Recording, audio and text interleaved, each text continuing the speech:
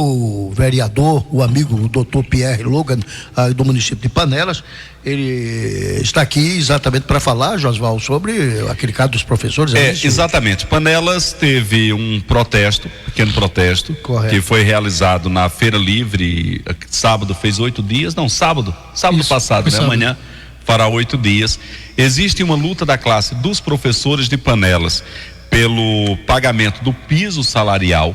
Gerou-se uma polêmica porque houve o encaminhamento do aumento do salário do prefeito, do salário do vice e dos secretários para o legislativo, e esse projeto ele foi aprovado. Falta sanção, mas foi aprovado. Diante disso vem um questionamento. Ora, se você tem dotação orçamentária para aumentar salário de prefeito, salário de secretário, salário de vice, que já recebem muito bem em relação às outras classes profissionais, por que protelar tanto o aumento do salário dos professores? O vereador Pierre, ele me passou aqui uma decisão, uma resposta do Ministério Público, que ele provocou o Ministério Público justamente com relação a esse projeto que aumenta o salário do prefeito, do vice e dos secretários lá de Panelas, e é exatamente sobre isso que ele fala nesse momento. Bom dia, Pierre. E com muita autoridade, né? Até porque conhece também advogado, né? Provocou, mas com muita autoridade e dentro daquilo que manda o figurino, sem tirar nem pôr. Pierre, seja bem-vindo mais uma vez. Obrigado, a gente abraça inclusive aos amigos internautas lá de Panelas, acompanhando a programação, pessoas que lhe acompanham não só nas redes sociais, mas na vida política também. Você acabou acionando o Ministério Público, o projeto de lei que traz o aumento para prefeito, vice, para os secretários lá do município de Panelas. Ele foi aprovado na Câmara. Existia uma discussão e existe uma discussão e insatisfação por parte dos profissionais da educação que lutam pelo piso salarial, mas não conseguiram ainda no município, e eu queria saber exatamente dessa decisão, né, do que foi respondido a você pelo Ministério Público em relação ao aumento dos salários de prefeito, vice-prefeito e secretários do município de Panelas. Obrigado, Josval, pela pergunta. Eu vou fazer como no livro da Alice, começa pelo começo, passa pelo meio, quando chegar no final para, né? Então, na verdade, foi uma ação judicial, é um mandado de segurança que foi impetrado por mim, mas a discussão começou muito antes, porque há um tempo se discute lá em Panelas a impossibilidade de se pagar adicional de insalubridade, por exemplo, aos profissionais de endemias e agentes de saúde. Existe uma discussão, não dá para pagar a insalubridade. E aí o projeto do piso dos professores ainda não chegou na Câmara, apesar de que o Simpro já mandou um ofício para a Prefeitura desde o começo do ano dizendo, olha, manda, a verba já chegou, manda.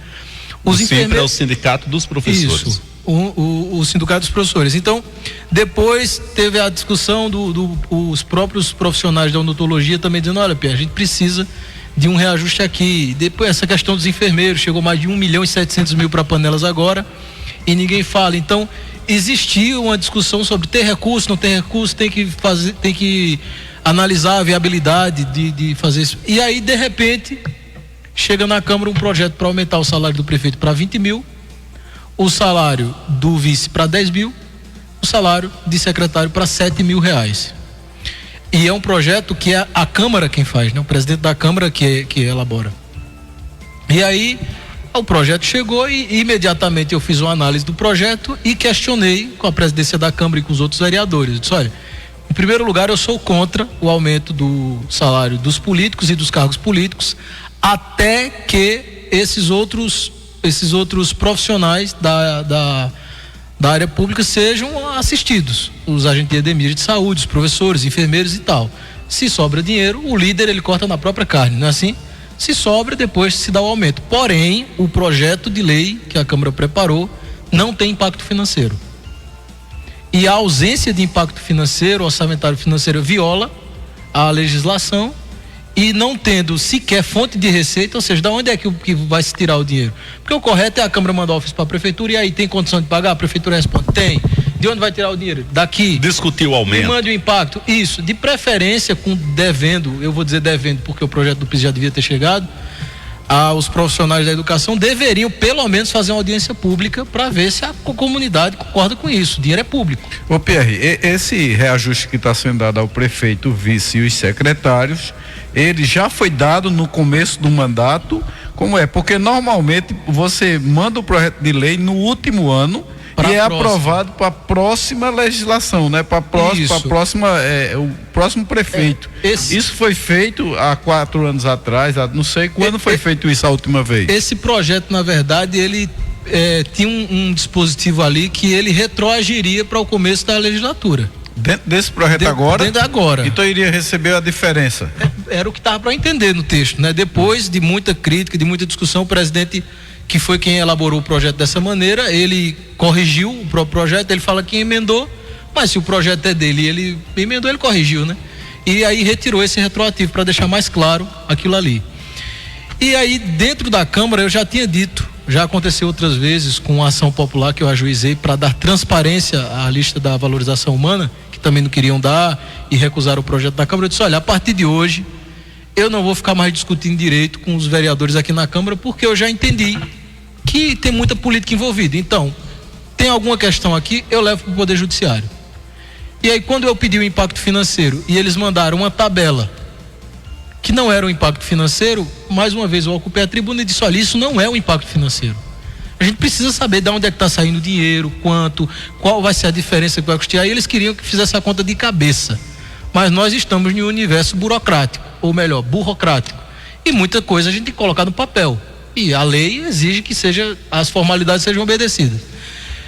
Bem, fizeram o que não viram, eu ajuizei, eu impetrei o mandado de segurança contra a Câmara, no caso, pedindo para o Poder Judiciário intervir. Porque eu entendo, e cada jurista tem o seu entendimento, que quando um legislador ele solicita a intervenção do Poder Judiciário, o Poder Judiciário ele não está atrapalhando na independência dos poderes, já que tem um membro solicitando a participação dele. E aí a liminar inicialmente foi negada pelo juiz, o projeto passou pela Câmara, foi aprovado pela maioria dos vereadores, né, a maioria de situação, e chegou provavelmente na mesa do prefeito. E aí saiu a manifestação do Ministério Público no mandado de segurança. E o promotor ele se manifestou no seguinte sentido: não é possível interromper o processo legislativo. O processo legislativo não pode ser interrompido, apesar de que já tenha passado, né, na Câmara. No caso, o projeto que tramitou e que foi aprovado, o Ministério Público não podia interromper. Isso, não podia interromper. Seria uma linguagem mais transparente. Basicamente isso, eles só não vamos interromper, tem que partir dos próprios vereadores o convencimento. Todavia, um projeto sem impacto financeiro, como foi comprovado, que não tem não tem a previsão de onde vai se tirar o dinheiro, qual a fonte de receita, ele não é um projeto constitucional. Portanto, caso o prefeito sancione a lei, porque o prefeito pode vetar também, né? Caso ele sancione, ele pode responder por improbidade administrativa, tendo em vista a eventual malversação do dinheiro público, já que não se sabe de onde tira, como tira. Então, o projeto ele teria que vir com muito mais conteúdo técnico do que simplesmente um texto dizendo que vai pagar um valor. Então esse projeto ele está na mesa do prefeito. Isso. Para ser sancionado ou não. Isso. E uma vez sancionado, né, a partir de sancionar o projeto de lei, passaria a receber esses aumentos salariais para essas 3 categorias. Foram colocados prefeito, vice-prefeito e secretários, porém ele correria o risco de responder, ou corre o risco de responder por improbidade caso sancione esse projeto. Não, ele vai. Foi essa a orientação, a determinação. Esse foi o fundamento do Ministério Público. Eu digo que ele vai responder. Por quê? O Ministério Público entendeu que o controle preventivo, ou seja, invadir a competência da Câmara para legislar, o MP e o Judiciário não vão fazer. Eu sei que em Brasília acontece diferente, né? O Judiciário vive fazendo a intervenção. Mas no caso do controle repressivo, ou seja, a lei, ela é aprovada e aí você vem com a ação judicial, o controle repressivo certamente ele vai acontecer. Porque obviamente se eu impetrei o mandado de segurança pedindo ao judiciário que fizesse essa intervenção, claramente eu vou fazer, vou ajuizar uma ação no Tribunal de Justiça para fazer o controle repressivo de uma lei que eu considero inconstitucional. E até agora, discussão sobre piso de professor não há. Existem ensaios com supostos sindicatos e pessoas, até agora não se pronunciam sobre piso de enfermeiro. Eu preparei uma solicitação para mandar para a prefeitura por conta da verba de 1.700.000 que chegou desde maio, né? Agora em maio já, não só para Panelas, mas para outros municípios também. Para todos os municípios brasileiros, na verdade. Foi dentro daqueles 7 bilhões que o governo federal enviou. E como existe essa questão de aumentos, essa discussão, e não se falou que não se podia pagar, eu imagino que se tem dinheiro para, por exemplo, cumprir promessas como pagar a valorização humana a R$600, já que agora a lista vai ser publicada, a gente vai ter mais uma noção do que dá para fazer ali na valorização humana. Então, em resumo, um resumo não muito resumido, né, já que eu me estendi um pouco, mas é isso. Eu lhe perguntei sobre o reajuste dos secretários e você não me respondeu só a questão. Esse reajuste está sendo dado, que eu tenho informação aqui, que desde o tempo de Joelma, que é o mesmo salário de prefeito, vereadores e secretários, desde o tempo de Joelma. Então seria um direito do prefeito Rubem, do presidente da Câmara, de fazer esse projeto de lei para que fosse reajustado, já que todos os salários são reajustados. O mínimo, por exemplo, é reajustado anualmente, o INSS reajusta os salários. Então, essa pessoa questiona, diz assim, não, esse salário ainda é o de Joelma, que ela não fez esse projeto de lei, que era para ter feito no final, antes de Rubem entrar, ele já entrar com um salário novo. E não foi feito. É desse jeito? A pergunta é boa e a resposta é simples. É desse jeito, porém tem que obedecer os trâmites legais. Eu sei o que você falou, o impacto financeiro, né? A questão formal da lei, ela tem que ser obedecida. Direito, agora ele esqueceu de fazer o impacto financeiro. Ele não, porque é o presidente da Câmara que apresenta. Deixa eu só fazer uma observação. Mas veja como a discussão acaba prolongando uma discussão boba, Alexandre. O que eu acho muitas vezes que a Câmara peca nisso. Se eu solicitei o impacto financeiro logo quando o projeto chegou, se eles tivessem feito, não tinha nada, nem estava nem discutindo aqui, que é direito. Porque desde o começo eu tenho me manifestado politicamente, eu digo assim, ideologicamente eu sou contra o aumento de qualquer político, inclusive de vereador. Se chegar projeto na Câmara para aumentar salário de vereador, eu voto contra. Eu acho que vereador não era nem para receber salário. É um papel do cidadão que tem que fiscalizar o dinheiro dele mesmo. Assim como em países de primeiro mundo tem. Mas essa é a minha opinião. Eu votaria contra, mas não questionaria um projeto no judiciário. Mas eu vendo que os trâmites legais estão sendo atropelados, obviamente eu tenho que fazer uma intervenção, né? E provocar o Poder Judiciário. Pierre, isso posto, né, foi respondido, muito bem respondido. Só rapidamente, porque antes que o Pequeno Príncipe já olhou para mim ali 2 vezes, né, já estamos para encerrar o programa, são 9h49, mas eu quero aproveitar a sua vinda aqui, já que você é muito sensível, mas também muito simpático e tem uma alocução realmente extraordinária, que você é uma grande tribuna, diga-se de passagem, não é à toa que é um grande advogado também, né? Pois bem, a pergunta que se faz é o seguinte, é a respeito de política, porque se interessa muito, principalmente, porque esse é o foco do nosso programa. É política que nós temos comentado muito, por exemplo, na maioria das cidades, as oposições, elas estão, não se encontram, não se unem, né, para lançar um candidato, porque a gente sabe que esses prefeitos que aí estão, aqueles que têm direito a ser recandidatários, eles estão muito fortes, tá? E as pesquisas que não nos deixam mentir, e nós temos várias pesquisas, não é?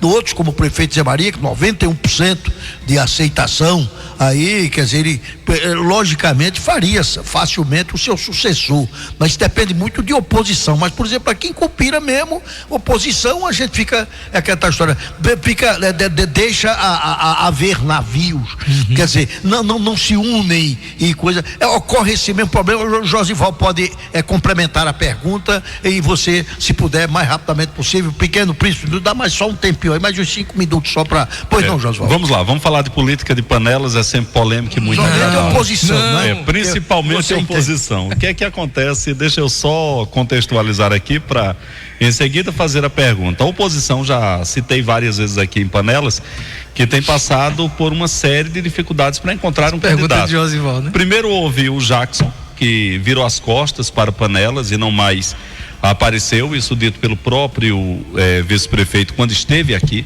conversando. Ele disse que nem ele conseguia falar com o Jackson. Posteriormente veio em uma reunião na casa do Sérgio Miranda, o ex-prefeito Sérgio Miranda, que estava até então sumido, havia, após o resultado das eleições, insatisfeito, saído, gravado alguns áudios que viralizaram na rede social, chegando inclusive a dar resposta a eleitor comum, até algumas respostas grosseiras. Não vou citar os nomes de alguns eleitores para não os expor. Posteriormente houve a eleição para deputado, onde ele deu uma votação muito baixa para o Raul Henri, a quem ele veio aqui à emissora e declarou voto publicamente, talvez achando que as pessoas o acompanhassem. Consequentemente, a oposição esteve reunido com o Sérgio e falou-se a partir de então que o Sérgio poderia ser candidato da oposição. Pierre fez duras críticas durante toda a vida à gestão do Sérgio, não a pessoa, mas à gestão do Sérgio. Consequentemente, agora faz parte de oposição, da oposição, e também tem feito denúncias ao que considera irregular da gestão do governo Rubem. A pergunta é, dentro do cenário, Rubem, que já disse que é candidato à reeleição, direito que o assiste, a oposição que não tem se encontrado com relação a um candidato, e há quem diga que quando você não sabe para onde ir, qualquer caminho serve. Qual seria o posicionamento do Pierre? Qual seria o destino dessa oposição diante de tantas incertezas? O Pierre, eu completo também, me permita, está se tornando até muito longo, já que o Pequeno Príncipe só deu 5 minutos, aumenta mais uns 2 aí, me ajuda aí, não é? O Pierre, é porque se comenta também, exatamente complementando o que Josivaldo disse, pelo menos é o que a gente ouve nas ruas, não é? E eu frequento muito aqui um bar aqui que eu tenho comentado muito, que é o melhor caldinho do mundo, que é o caldinho do Carlinhos, é o pau da lástima, onde todo tipo de comentário sai ali, né? E por nós fazermos esse tipo de programa, toda vez que chega assim, mamãe, vamos, aí daí tem um pessoal de Panelas que eu tenho um prazer enorme, que é o pessoal simpaticíssimo aqui de Cupira, de toda a parte, Lagoa dos Gatos, e o assunto é política, né?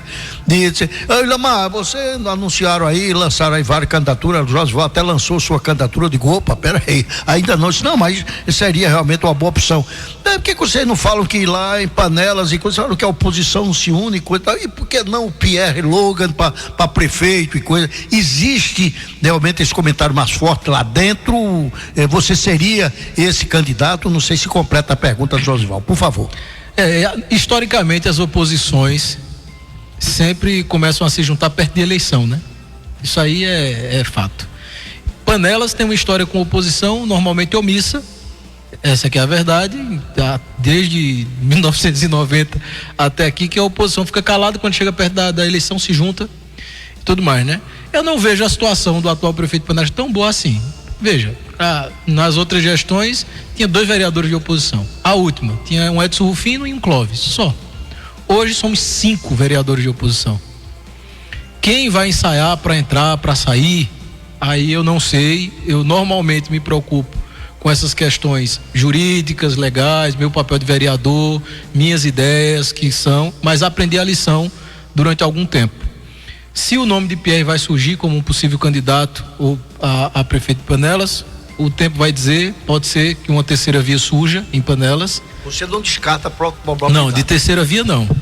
Então, obviamente, o prefeito de Panelas vai tentar a reeleição, o ex-prefeito de Panelas, eu acredito. Mas se não tiver uma terceira via, você sairia mesmo, por exemplo? Não, existe uma certeza dada por mim e pelo Zé Júlio que sozinho, certamente o atual não vai sair.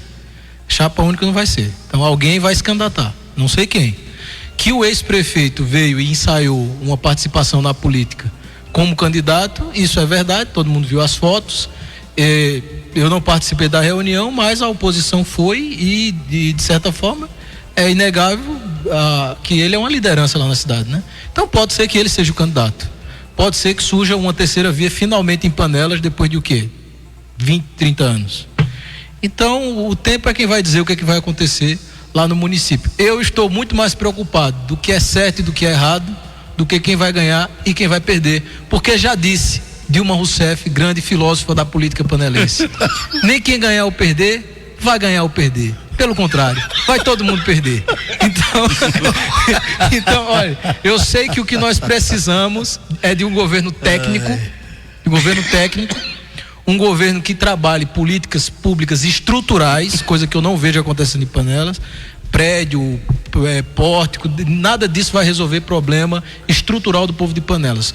O professor de Panelas hoje se diz, o professor de Panelas recebe o piso. Mentira, o plano de cargos e carreiras está defasado e o professor que passou no concurso de 2017 agora começa na tabela abaixo do piso, mesmo depois da atualização. Nós ainda temos o confisco das aposentadorias da Previdência de Panelas. Então, nós temos ainda Estatuto de Servidor Público, Guarda Municipal já prevista na lei orgânica, mas que não existe no plano fático.